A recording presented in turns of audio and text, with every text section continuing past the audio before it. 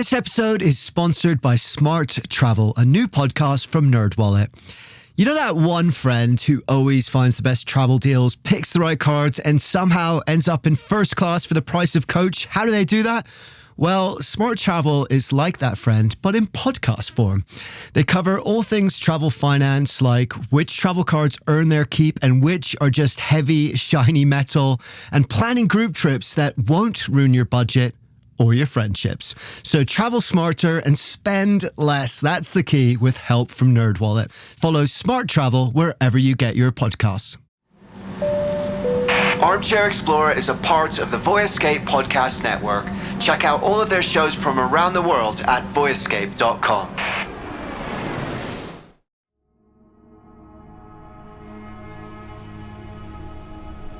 Once you enter the park, it really is a cultural immersion straight away. You see that in the landscape and you can feel it. You can hear it. The sounds here are different as well. And how ancient this place is, and that strong connection and history that Australian Indigenous people have had to their area. It's just, it's magical.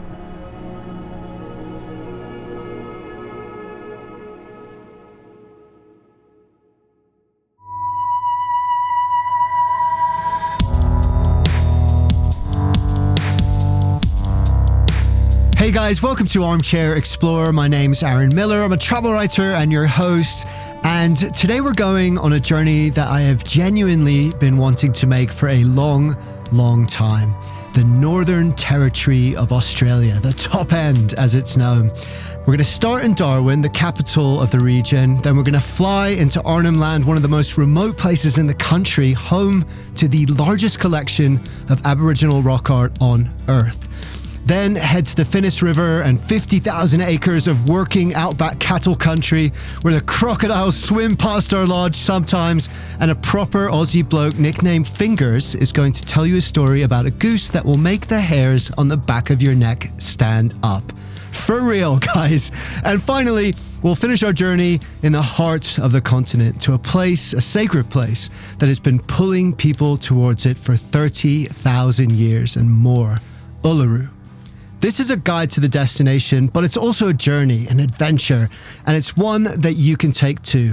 Some of our episodes are great stories, but they're not the kind of thing that most of us are ever going to do, let's be honest. If I've got that wrong, and you are going to climb the 7 highest volcanoes on each continent or height ski Antarctica, then I wholeheartedly apologize. I'm wrong about you, you're awesome, and I am tipping my hat your way. But as well as great stories and episodes like that, which I really, really love, I also really want to do stories that we, as normal, mere mortal humans, can do too. And this is one of those. It's a trip of a lifetime, but you don't need to be an extreme adventurer to do it. So if you listen to this and you think, heck yeah, I want to do that, then check out the show notes. We work with a super cool company on this one called Down Under Endeavors to build this exact journey. We work with them to choose all the different elements of it to make it what I think is the absolutely perfect Northern Territory itinerary. And I think that's really cool, actually, because it means we can tell a story and then you can make that story come to life. So keep an eye on the show notes for that, and there's going to be more details at the end as well. But for now, Darwin is waiting and the journey is about to begin. Are you ready? Let's go.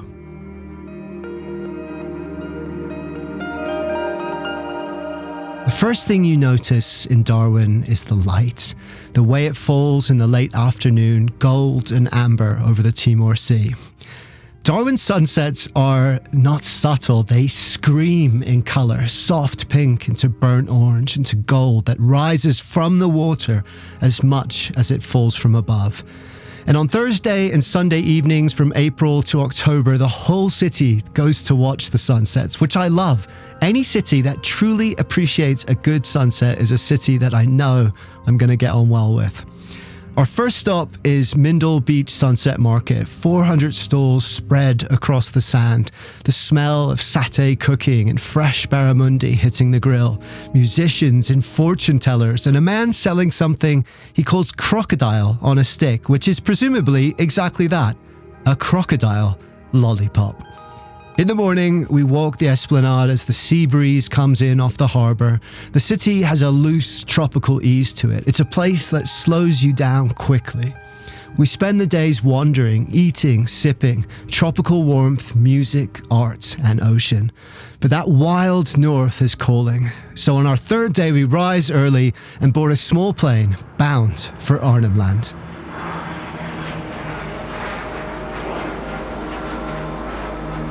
Oh, the flight is something else.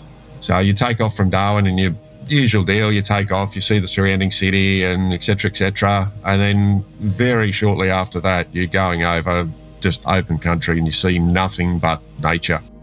This is Greg Nation, head guide at Davidson's Arnhem Land Safaris, our home for the next 3 nights. You've got a lot of the rivers, what we call the big rivers at the top end. So your Adelaide and Mary River, huge delta systems. And then from there, you're getting into the northern rivers of Kakadu, and then into us. Generally, the flights are in smaller planes. They fly low. It's just an amazing spectacle. We have a bit of a process, what we call doing a lap of the lodge. It's kind of like ringing the doorbell. Basically, the pilots will fly over the airstrip to have a quick visual on that, and then they do a lap over and around the lodge. But because we're so close to our main floodplain and billabongs and stone country, you're actually flying over what you're just about to see over the next 2-3 days of your journey. So it's a great little introduction. Land on the strip, we go up to meet them, and then it's game on. 40 years ago, a man named Max Davidson came to hunt buffalo here, and he fell in love with the place. Soon after, he met a local Aboriginal man called Charlie Mangulda, a senior traditional owner of the land, and they became great mates. Charlie called him, and I'm quoting exactly, a black fellow with white skin, and he asked him to help him look after his country and a very special treasure that it holds, Aboriginal rock art. Max put the rifle down and he never picked it up again. With Charlie's blessing, he started an eco-lodge, Arnhem Land Safaris, and the work of sharing this place carefully and respectfully has been the Davidson family mission ever since. But the rock art is just part of that treasure. The land is as vast as it is varied. Open savanna woodland, low stone country, monsoonal rainforest, floodplains, billabongs stretching for hundreds of miles all around. Look, I mean, even for us, sometimes you sort of stop and think, we are nowhere. For guests, it can be a pretty surreal thing. You can't get here by boat, you can't get here by car. The nearest person is a very long way away. It's pretty awesome. I mean, we operate on 700 square kilometres, which is in the vicinity of 200,000 acres. The lodge here is centred right smack within the middle of it. So when you're out here, you see no one. It's not like you go out to a site and you have another busload turn up and all the rest. When you go there, you are completely immersed, and ultimately you've got it to yourself. But what Arnhem Land offers goes deeper than wilderness, because embedded in these rocks, in the overhangs and caves and great sandstone panels of the escarpment, is the largest known collection of rock art in the world. Galleries upon galleries of it, tens of thousands of years of human history pressed into stone. Ultimately, there's many different styles of art, and a lot of them coincide with different climatic changes over tens of thousands of years. There are petroglyphs here, which is basically where it's carved into the rock. Not so much in so much as pictures. It's more, sort of smaller holes like pock holes, and often it's things like where they'd sharpen a spear or similar. The art in itself is art. It's paint on rocks. And there's a couple of different mediums as well. Most of it's the red, which is an ochre, or yellow, and then there's of course white, which is generally a siltstone. There's a lot of different styles of art, but generally a lot of the painting is of people, is of, shall we say, their food sources. There's a lot of animals, whether it be wallabies, turtles, goannas, snakes, and of course various people. Some of them are what we'd call a spirit figure. So essentially in some cases human type bodies, but anthropomorphic heads is what we refer to them as. Some of the older stuff show people holding spears, even boomerangs. One of the very interesting facts out here is that the art in many cases is associated with being a story as opposed to writing or painting it for a pretty picture. They're telling a story through the art. And once that story is told, someone else can come along and tell their story after that. So what happens in many instances is actually art over art over art. So you've got these huge panels of sandstone, and there's just huge collections of art. In cases, hundreds of paintings. It's not just going and looking at a painting, but it's art over art over art. There's so much going on, and some of the stuff in behind is hidden or partly hidden, and that's typically what we'd call a gallery. And there's so many of them. There's just paintings everywhere. But why here?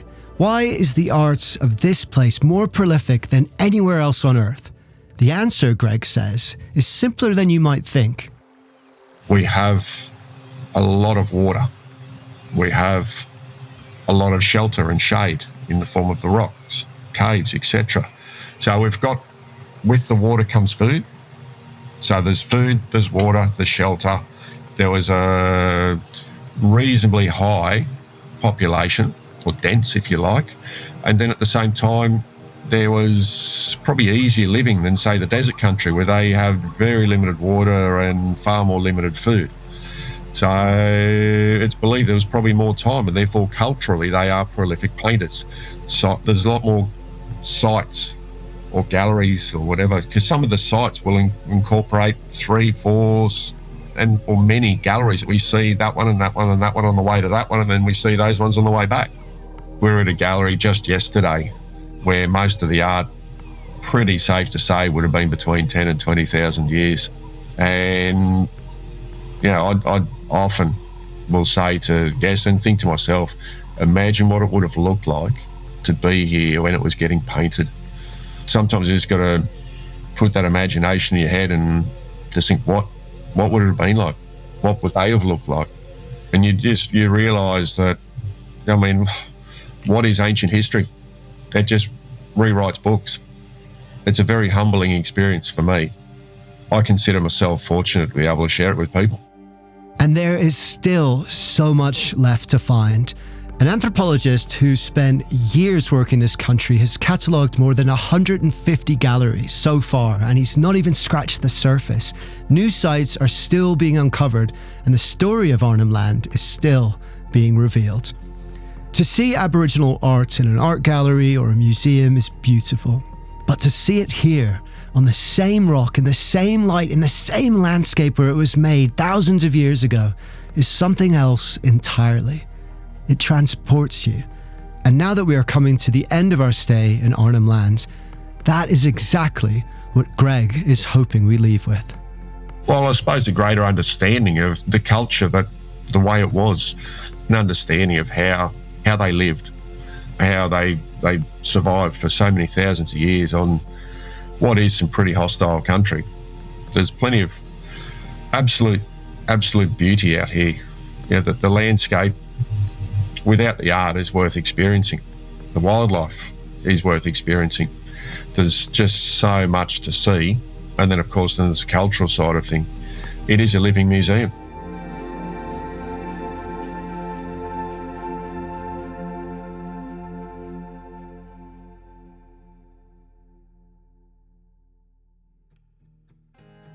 From Arnhem Land, we fly back to Darwin. From sacred escarpments to city comforts. One night, enough time for a cold beer, a good meal, and a perfect sunset.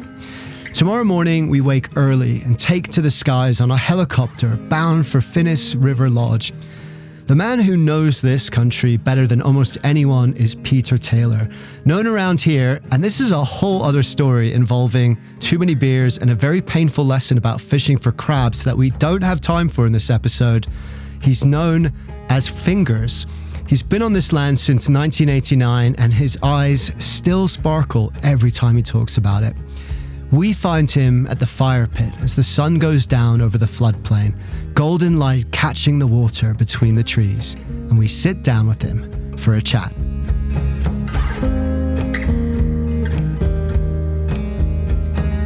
Finnis River Station, it's 50,000 acres, and a lot of it is wide open floodplain type country. It's got a lot of diversity. It's got beachfront. It's got about 17 kilometres of coastline. It's got Finnis River. It's got a lot of floodplain and swampland. Plus, it's also got woodlands and all that as well. So it's a really diverse little station. But this time of year during the wet season, because we've got so much floodplain and that, there's probably a third of the station is actually underwater at the moment. Really? Wow. Which is amazing for the bird life that we have here as well. We've got woodland birds, we've got water birds, we've got river birds, we've got swamp birds, and we've got shore birds. So we've got a lot of birding we can do. The best we've ever done is we've got 70 different bird species in one day, which blows their doors off. The wildlife out there is just incredible. And the beauty of the place, like 50,000 acres is a pretty small station for Northern Territory standards. A lot of them are up around the 1 million acres. But what we've got compacted into our 50,000 acres, it's really lush. A lot of wildlife. It's absolutely stunning. So you're a working cattle station as well then. How does that work? We are, yep. No, guess that come May, June, July, like that's our main mustering time. If they're interested, we can get them out involved in the mustering. Like we'll take them out in a buggy and we'll round up some cows and all that sort of stuff, which is a pretty cool experience. So we get the guests involved with the cattle work as much as we can. Generally, on their first night, we'll take them out into the paddock and we have what we call cows and canapes. We have some really friendly cows. A lot of them have been hand-reared. They've been orphaned for one reason or another. And our manager at the station there, Livia, she's hand-reared a lot of them. So they're very friendly. They don't know personal body space, so they get right up close and personal. But yeah, it's a really cool experience for people just to sort of settle into the station and get to know some of our mates. And at that time of the afternoon, it's a beautiful setting. You've got a backdrop of Dennis palms, termite mounds, cows, golden light, the sun sort of coming down and setting. Really a photographer's dream. So I'll just to get my bearings as well, because you're on the sort of boundary of Litchfield National Park. Is that right? Like where's the park versus the lodge? Yeah, okay. So our southern border of the station is the Finnis River, and Litchfield National Park is the catchment at the start of Finnis River. It's about an hour's drive from the lodge. Some beautiful swimming holes and swimming areas there, so well worth a look. So I'd also love to go out on an airboat. I think for a lot of people that, have never done anything like that, it's a bit of a, bucket list. Like, what's it like? So you've done it hundreds of times, thousands of times, I'm sure, but what's it? First of all, like, what are they like to drive? Because I've been on an airboat, but obviously I wasn't allowed to drive it. But that's what I really wanted to do, sort of drive it and slide it around the corners. It must be a lot of fun. It is a lot of fun. It's one of my, I don't know, like I've got a pretty good job. I enjoy the buggy touring. I'll enjoy the birding. If you'd asked me 5 years ago whether I'd be into birding, I would have laughed at you. But I absolutely love it. But driving an airboat, it's a thrill. It's a lot of fun. You always see different stuff out there, different crocodiles. Like we do a lot of crocodile spotting, literally thousands and thousands of geese out there. Black-necked storks. So tell me about the crocs, because I think for a lot of people, that would be something they're looking forward to seeing. But at the same time, there's almost like a primal fear with crocodiles. Aren't they? They're like this kind of, almost like a dinosaur, like monster or something like that. They've got those eyes, But tell me about the crocs there. They are really, really clever. We have a very high population of crocodiles there on Finnis River. When the water drops, we can pretty much see crocodiles every tour we do.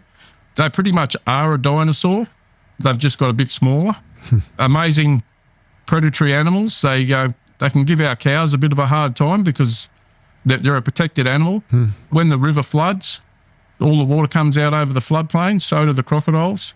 At the height of the wet season, we have crocodiles swimming past the lodge. You can stand on the back deck and see crocodiles swim past.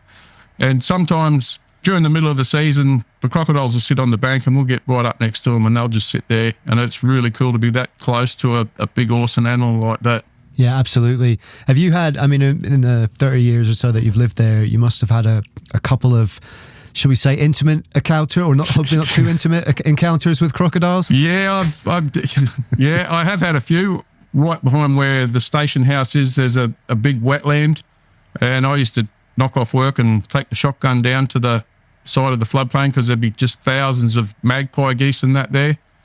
So I used to go down there with the shotty and shoot a couple of geese and take them home for tea. I got into a bit of a routine. One day I went down there, I shot 2 geese, picked one up, threw him up on the bank. One was a bit wounded. I walked over to get him and he sort of fluttered out into the water a little bit. And I thought, I didn't want to waste him and I didn't want to see him there wounded. So I walked into the water after him. And as I got closer to him, he sort of fluttered out a little bit further into the deeper water. And I know I shouldn't be doing this, but I didn't want to waste him. So I've gone out there a bit further and got close to him and he's fluttered out a bit further. Now I'm getting up to my waist in the water. I thought, this is not right. So I thought, I'll give him another chance. I sort of went to get him and he's flooded out a bit further. And now I'm getting over my belly button. The hairs on the back of my neck are starting to stand up. I'm thinking, this ain't right. So I got out of the water and went home with my 1 goose. The next day, I went back there again. I was walking along the edge of the water. I had the station dog following me behind. He was about 3 metres behind me. He was sort of paw deep in the water. We're walking along, we're sneaking up on some goose. And then bang, a big crocodile, 4-metre crocodile has taken the dog. It was about 3 metres behind me.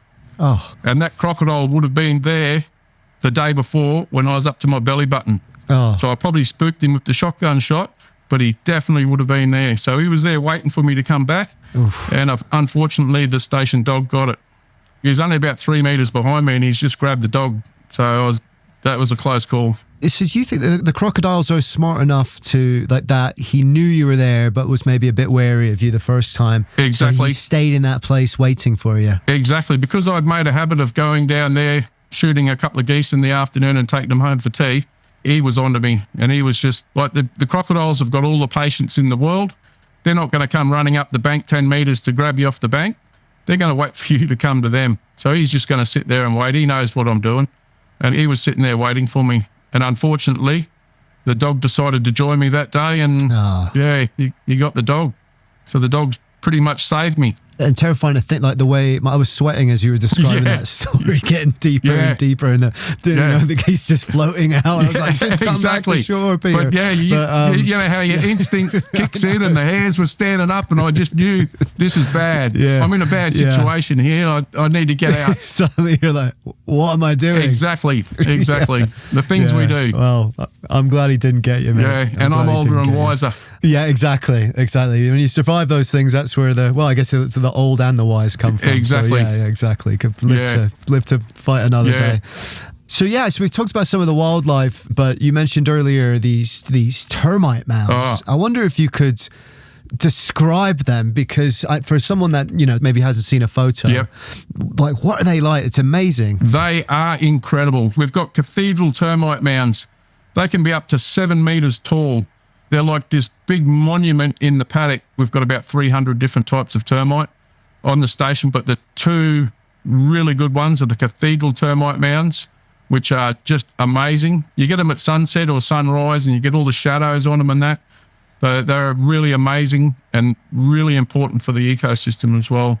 So really important part of the landscape. It looks like a sculpture almost, doesn't it? It almost looks like a modern art sculpture or something like that. You say 7 metres, which it's bloody high. Yeah, the cathedral termites, they're actually the tallest animal or man-made structure in the world compared to size ratio. It's equivalent to me, building a skyscraper a mile high. Wow. Yeah, the guys that do all the work are actually blind.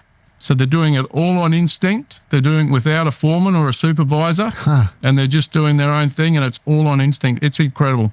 Before I let you go, I have to ask about the time that you resuscitated a possum.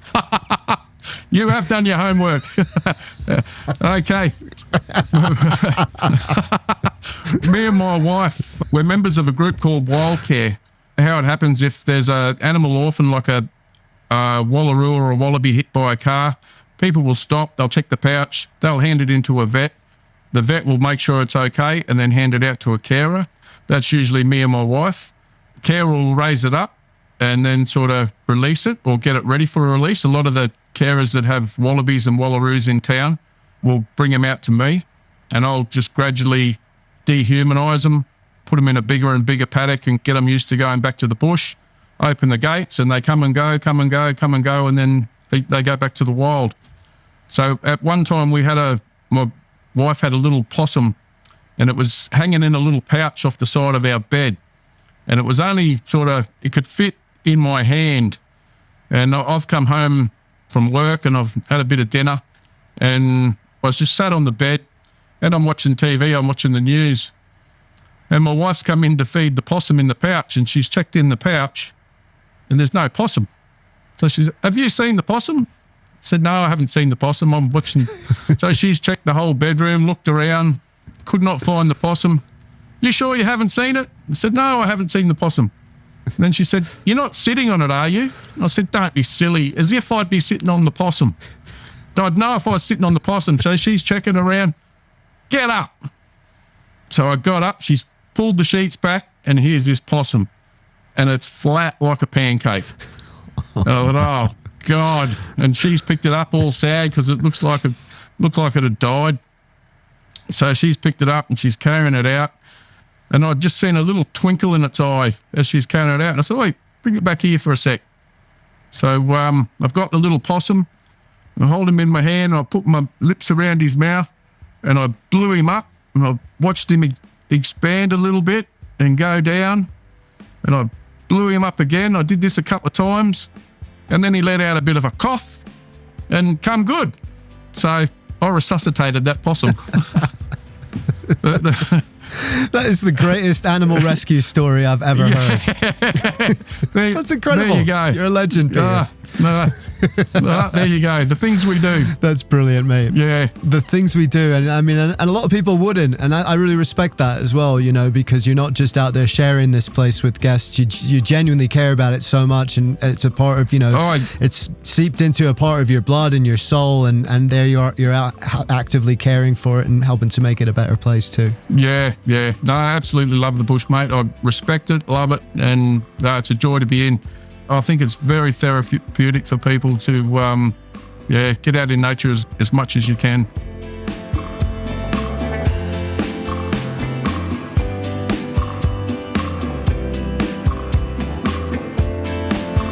Peter Taylor, Struth, mate, you are a legend. Here's a man who resuscitates possums, who knows exactly how patient a crocodile can be, and who puts a cold glass of something in your hand at sunset and lets the floodplain do the rest. There are places that change you quietly, and Finnis River is one of those places. Plus, you're going to have a proper laugh with Peter while you do. Hey guys, Aaron here, jumping in to give a quick shout out to our partners for this episode, Down Under Endeavours. We designed this exact itinerary with them, which is pretty cool, I think, and it's a journey that you can actually do yourself too. So what I really love about Down Under Endeavours is they're all about proper, authentic experiences. It's about meeting characters like Greg and Peter and Megan, who you're going to meet in just a second, and getting the opportunity to see this land through their eyes.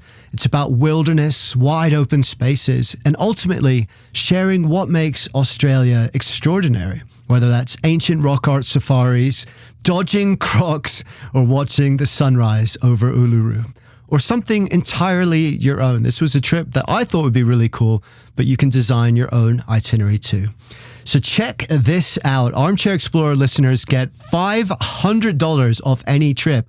I've wrangled a deal for you guys. Just head to downunderendeavours.com/armchair. And that, by the way, is Endeavours spelt the proper British way, King's English, with an utterly superfluous U after the O. And you can use the code armchair when you get to checkout. So that again is downunderendeavours.com/armchair. And the code is armchair as well. You can book with them from the US, the UK, or anywhere in the world. And listen, I get it. Booking a trip to Australia is no small thing, and you're probably going to want to think about it a bit. But if this journey does inspire you, even just going to check out the website is a great way to support the show. And you're going to get that $500. So downunderendeavours.com/armchair, spelt the British way, darn it. And remember to hit that code armchair and get that special $500 off. Right, let's get back to the show.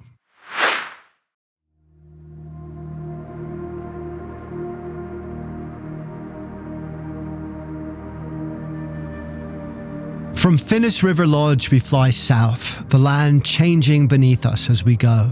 First pale, then sparse, then a deep and burning red. And then we see it, rising from the desert floor, a lone, vast, deep ochre against a sky so blue it doesn't seem real. Uluru. Waiting for us when we land is Megan Parks from Uluru-Kata Tjuta National Park. A photograph just doesn't do it justice. It's absolutely breathtaking. You can't prepare yourself for it. It's a feeling. It's not just looking at it, it's a complete feeling. Once you enter the park, it really is a cultural immersion straight away. You see that in the landscape and you can feel it. You can hear it. The sounds here are different as well. It's just how ancient this place is and that strong connection and history that Australian Indigenous people have had to the area. It's magical. The Arnhem people have lived here for more than 30,000 years. To them, Uluru is not a rock. It is part of their creation story, formed in the Dreamtime. Every cave, every crack, every waterhole has meaning. The more you learn, the more there is to know and the more you want to learn as well. So there's just the layers get deeper and deeper.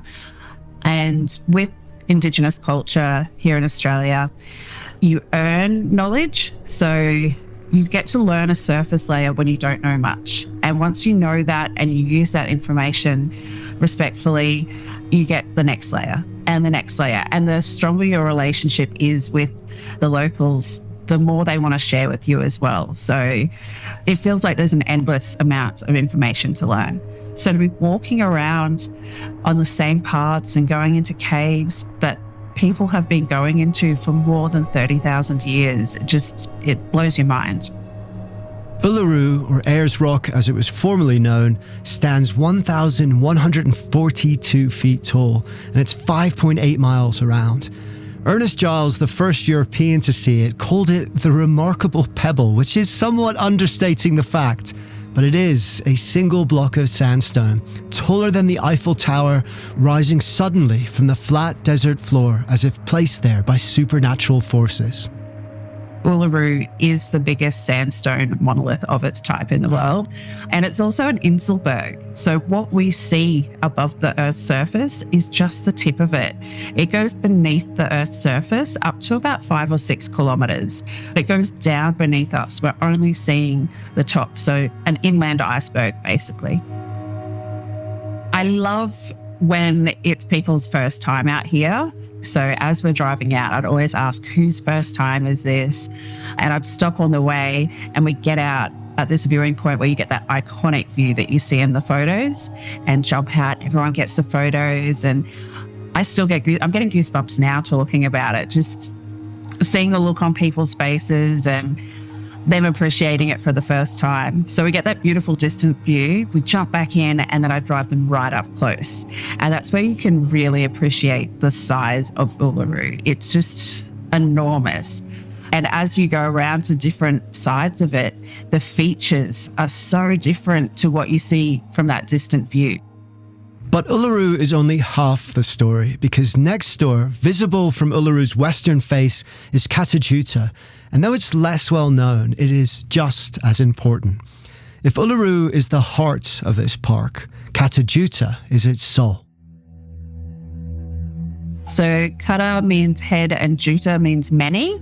So Kata Tjuta, many heads, and the heads are referring to the domes that make up Kata Tjuta. So Kata Tjuta is a rock formation made of 36 domes of rock, and very different to Uluru. Uluru is one solid rock. Kata Tjuta is a conglomerate. So it's lots of small rocks glued together or cemented together by the same sediment that Uluru is made up of. But they formed at the same time and they were created out of the same erosion from those millions of years ago. But culturally, Kata Tjuta is a men's area, so very sacred to Arnhem men. And as visitors, we have access to a very small part of it because Arnhem are happy to share the area with us and allow us to learn about the culture and also experience the incredible environment that this place is in. So there's 2 walks that people can participate in there, 2 main walks. And my favorite is Walpa Gorge. Walpa means wind. So it does get a bit windy there, but it takes you between 2 of the biggest domes at Katajuda. And so you just feel so small walking in between these ancient rocks. And there's quite often a tiny little rock hole up the end, and it just reflects the light and the rock formation itself. It's absolutely beautiful. There are a number of different hikes through the park, and many can be explored with local Indigenous guides, walking those ancient paths in the company of the ancestors who took those first steps. But one of the best is the Valley of the Winds hike, 4.5 miles through the heart of Katajuda. It takes you through different landscapes. So you're going to go climbing up over rock formations. You go down between valleys and through gorges. You're going to see little creeks. So big variety of plant life and animal life as well. It's where you're more likely to see marsupials, so wallabies, even echidnas out that way. Great for sunrise and sunset, seeing those beautiful colours over the horizon as well. And at certain times of year, we get huge flocks of budgies. So they're a vibrant yellow and green bird, and they tend to flock together. So you'll be out there and there could be a flock of 300 budgies just flying above you. And they also have the zebra finches, which locally we call nye nye, because that's the sound they make. They go nye nye nye nye nye.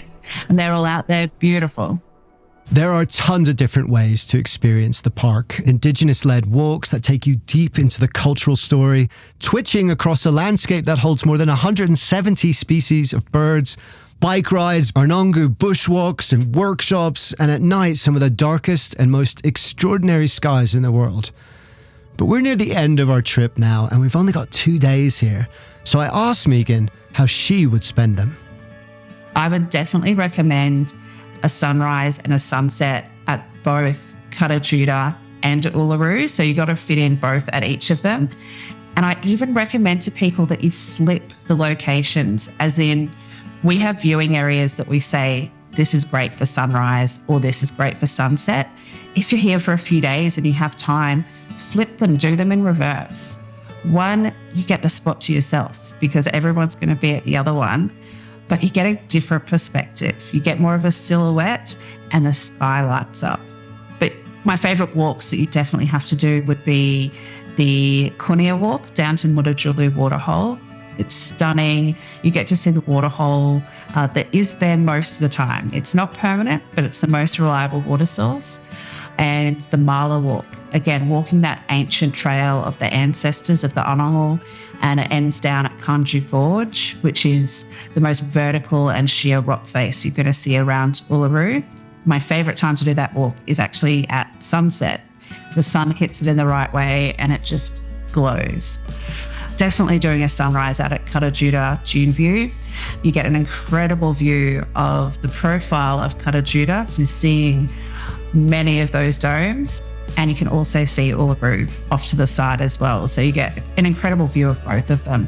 And if you want something a bit more flashy, a unique experience, I'd definitely do the drone show, Wunjiri Wiru, which is a collaboration between the resort and Anangu, and it tells the story of the Mala, which are the ancestors of the rufous hair wallaby people. It's the biggest one in the world and the first of its kind, so it's an incredible experience. Thank you so much for all your time today as well. You mentioned at the beginning that how Uluru gives you a feeling, not just a view. If someone was to come and spend a couple of days, 2 or 3 days there, what is the feeling that you would hope for them to leave with? What's the sort of transformation or learning that you would hope for them to leave with? Both a cultural and environmental connection. It is a unique landscape here. I think people imagine the desert, so nothing, just sand and a giant rock. But we're a semi-arid area. We're not actually a desert, we're a semi-arid zone. So there is such a variety in plant life and wildlife. So I hope that people can connect with that and see that and hear the different sounds as well. We have so many different birds here and the sounds are just incredible, different to anywhere that I've been before. And then culturally, really appreciating just how ancient the culture is here and that it's still alive and still thriving. Anangu live here in the national park, so their community of Murachulu is within the national park, and they're still here and practicing their traditional culture. Not in the exact same way that they did 30,000 years ago, because of course there has been a lot of changes in that time, but the important parts of their culture, they are still connected to and still practicing, and they are open to sharing that with everyone. So they invite people to come here and engage and experience and be part of it all. So I do hope that everyone comes here feeling that welcomeness and feeling engaged somehow with that culture. And that is what this journey is all about. It begins in Darwin, that warm Saltaire gateway where Asia meets Australia and the sky goes on forever. It takes you into Arnhem Land, where the rock art is so old and so vast that it literally rewrites what you thought history meant. It moves through the wide floodplains of Finnis River, where a proper Aussie cold fingers will show you how a crocodile thinks and breathe life back into a possum with his own hands. And it ends here, at the heart of the continent, at a rock that has been pulling people towards it for millennia. The Northern Territory of Australia is not just a destination. It is a connection to the earth itself and to the people who have lived here for thousands of years. It is a wild place. It's limitless and deeply spiritual. You don't just visit the top end, it gets inside of you, and it operates on a different scale of time, of space, and of meaning. So prepare to have your mind blown and prepare to want to come back for more.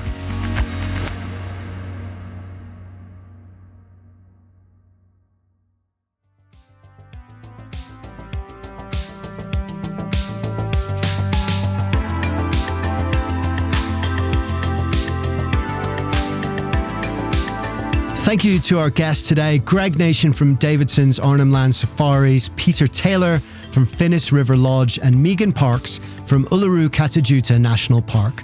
So put this trip on the list, guys, and if you want to make it real, Down Under Endeavours can build you this exact journey or something entirely your own. Head to downunderendeavours.com/armchair. Remember, that's spelled the proper British way with a U, and use the code armchair for $500 off your trip. You can book from wherever you are listening in the world right now. And even if you're just dreaming about it, head over there. The dream is half the fun. The link is in the show notes. And in the meantime, never stop exploring, guys. Never stop dreaming of that next adventure. Because the more we look for wonder in the world, the more the wonder of the world becomes a part of who we are. Dare to be truly alive.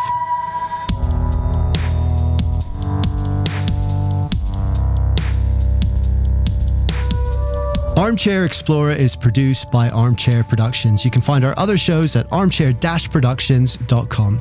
My name's Aaron Miller. I write and present the show, and Charles Tyree does the audio editing and sound design. Thanks for listening, guys. We'll see you next time.